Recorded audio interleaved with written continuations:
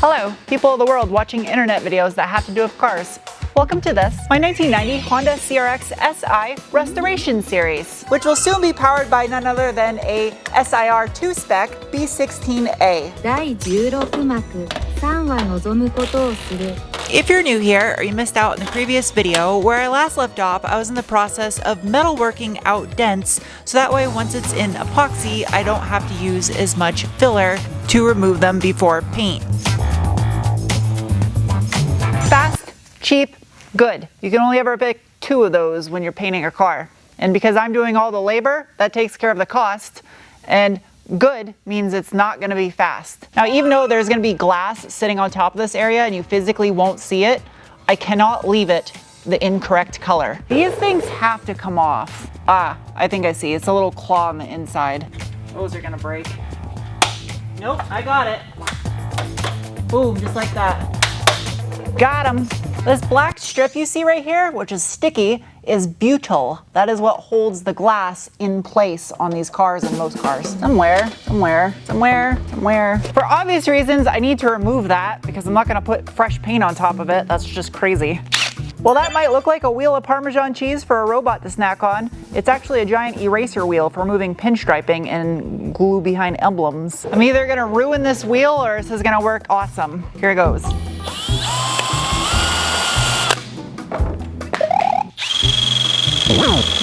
Neither. This is fire, discovered roughly 1 million years ago. Clearly this is not a science channel.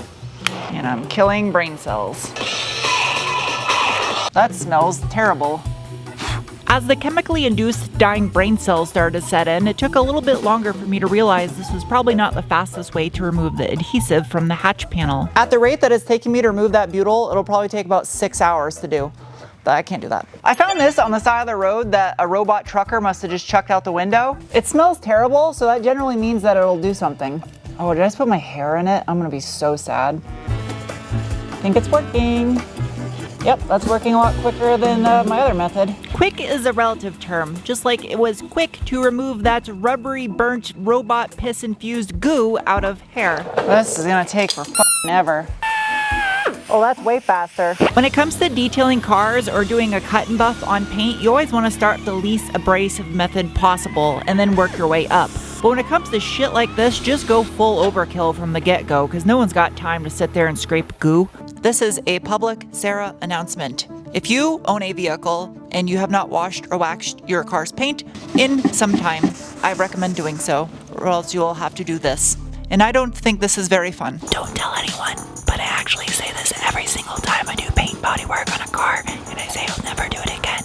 So if you look at this area, which I have already scuffed, it looks mattified, like it'd be ready for paint. But if you pay careful attention, areas inside here and here and underneath here still have some shine to them. What that shine indicates is that painting doesn't care if your fingies are tired.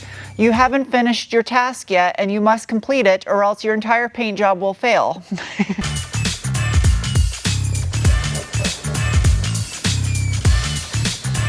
That is an area of the car no one is ever going to see. It is not getting painted per se. I've gone through about 12 pairs of orange gloves just on my right hand in the past hour because my nails keep piercing through.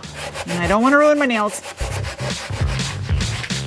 Everything's gotta be spotless. It rams the fingies in the hole. I technically don't need to do any of this until I'm at the point where I'm spraying my base and clear, but I want to get all this out of the way now because that way you don't have to watch it later. I'm essentially treating the paint and bodywork process on this car like layers of icing on a cake. If you were to ice a cake in chemicals, that would probably make it so you could never eat another cake or anything else for that matter ever again, which that explanation probably helped none of you, but I think you get the point. As far as I'm concerned, all surfaces on that shell are now scuffed and ready to be cleaned and taped off for epoxy. This is not something you want to spill considering it's acid.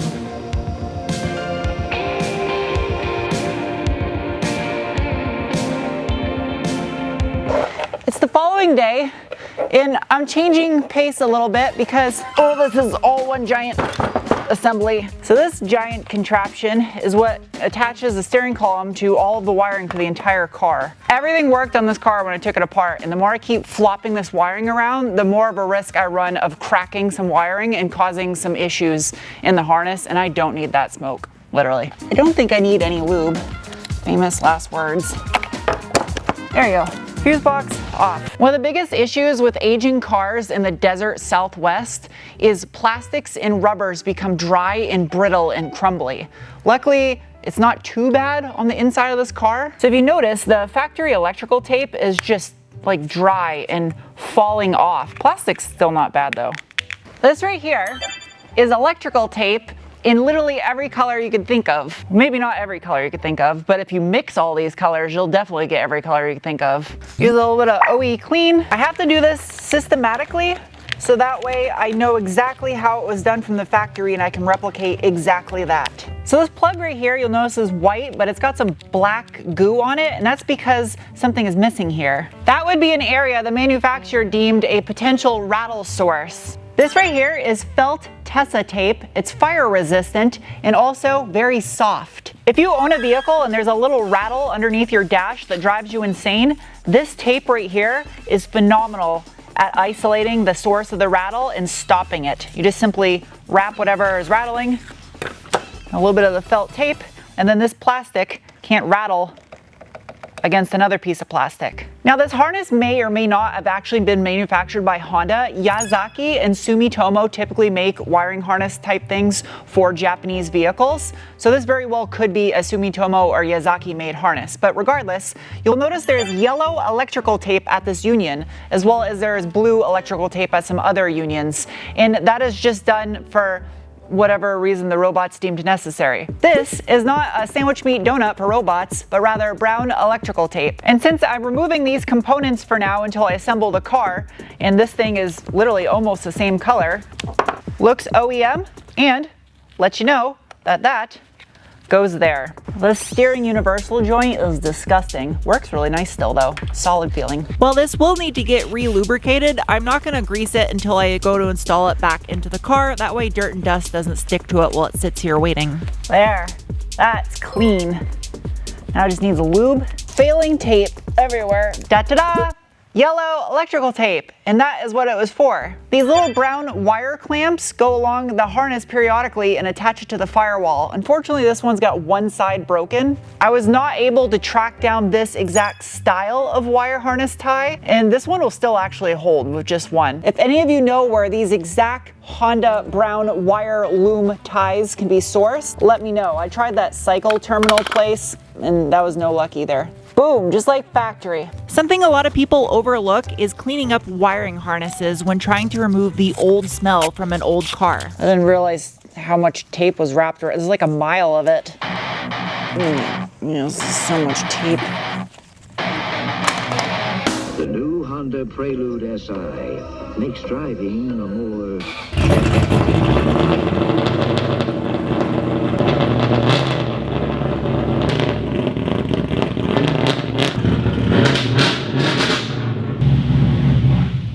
Just like that, it's 2 days later. I just knocked out some car reviews, and this is gonna be a monstrous task.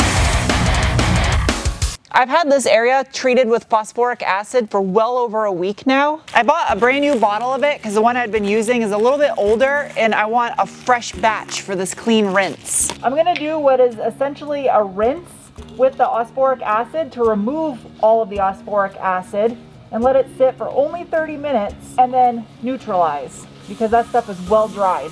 I gotta do this holding it upwards so I don't get it down my arm. Now this breaks down the dried kind of zinc coating that it leaves. Basically everywhere that I put that stuff and let it sit for longer than 24 hours needs to have this process. I'm not the maker of this stuff, so I could be talking out my ass, but at least that's what I figured from reading the instructions. Regardless of the application method, the key takeaway that's important, no matter the duration the stuff sits on the metal, is it has to be neutralized afterwards. I got a little splash of it on my forearm. I neutralize it with water. It makes you itch from the inside.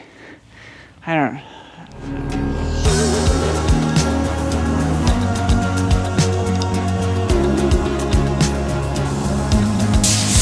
This is waterborne wax and grease remover. for neutralization. I first just wet this with pure water.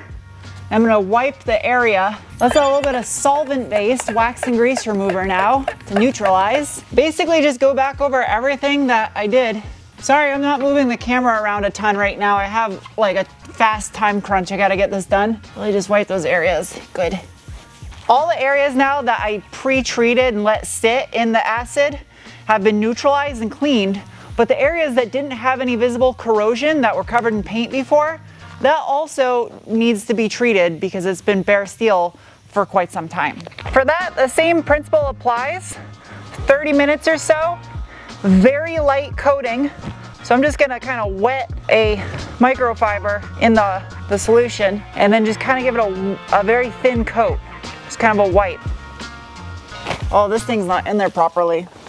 Neither will my head be. I let it sit for about 20 minutes. That should be enough. Put quite a bit on there. Again, this is water-based, waterborne stuff. There, now you're starting to see the rainbow effect on it. The funny thing about that rainbow effect is it didn't show up on camera right there, and I was wearing a full face respirator, so I promise it was not the chemicals inducing that effect into my brain. And there you go. That is what it should look like once it's treated successfully. It creates a thin zinc coating on the surface of the metal and then converts the iron oxide into iron phosphate. As much as I wish that was it, this car, like many others, was equipped with doors, vibrating ass cheeks, a hatch, and a sunroof. So you know what that means. Let's try not to wipe the top of my lift. I don't think it does anything to painted surfaces, but I don't know. I don't want to find out.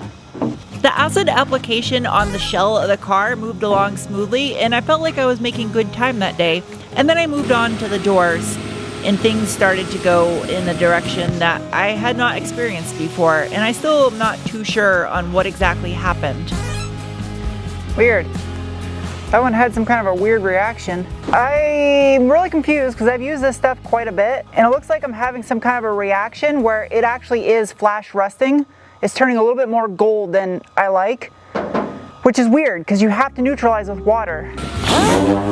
Even though it would drastically set me back time-wise, I knew I had to strip it all off and start from scratch again on both doors. Well, that was 2 hours of my life I'll never be able to get back. I've never had a reaction happen using this stuff before, and I've used a ton of it. You can see there's little dark spots right here. The only thing I can think is when I wiped it before I did the treatment, there's a little bit of moisture from the wax and grease remover, and it caused a different reaction. So I had to sand the entire door with a red Scotch pad with acid and then keep wiping it to try to get the reaction stuff off, re-emulsify the acid. There's a couple little spots left right here. I'm just gonna scrub it and wipe it.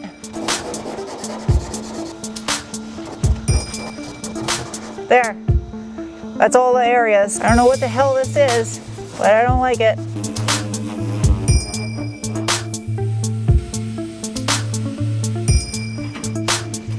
So I ran into an issue that I didn't know until I read my TDS about mixing for the epoxy. I have to keep the metal above 65 degrees Fahrenheit for 48 hours prior to applying the epoxy. 78.9 degrees. Ooh, 69 down here by the floor.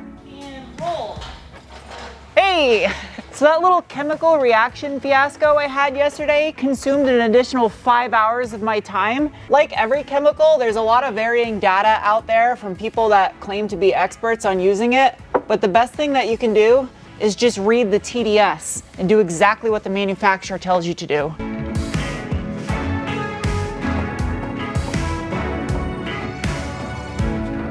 Now the metal's nice and hot. Let this thing sit outside for a little while I blew off all the dust.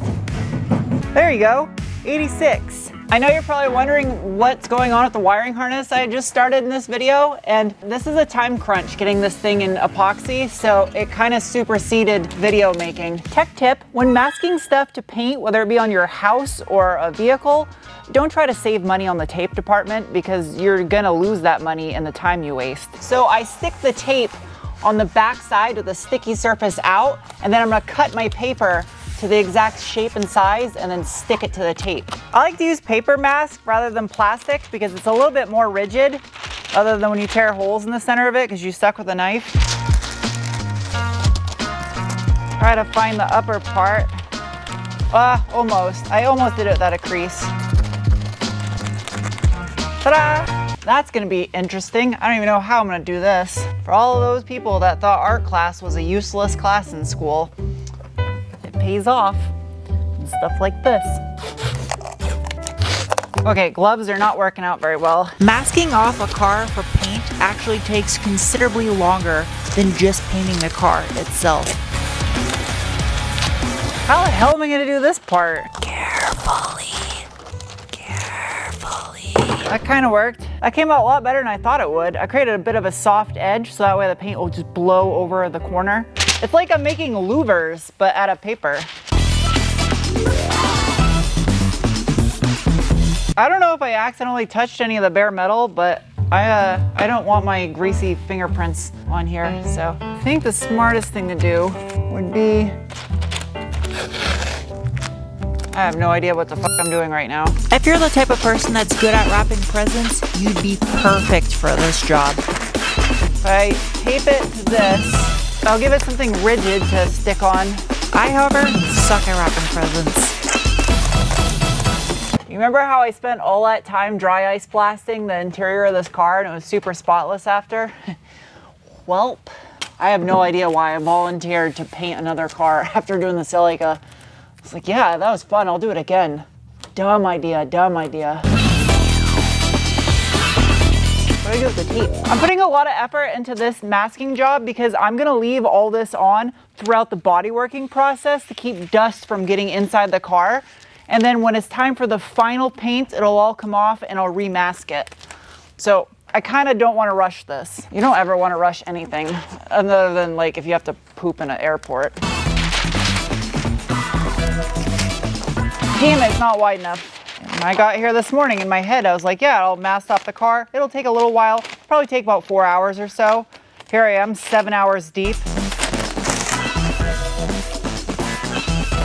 As you can clearly see, that is not in epoxy. I ran out of time. I didn't foresee this phosphoric acid issue coming up or the temperature issue. You know what though? It doesn't matter. It doesn't matter. I'm making these videos for those of you that are still watching right now at this point that have an attention span larger than that of a grape's.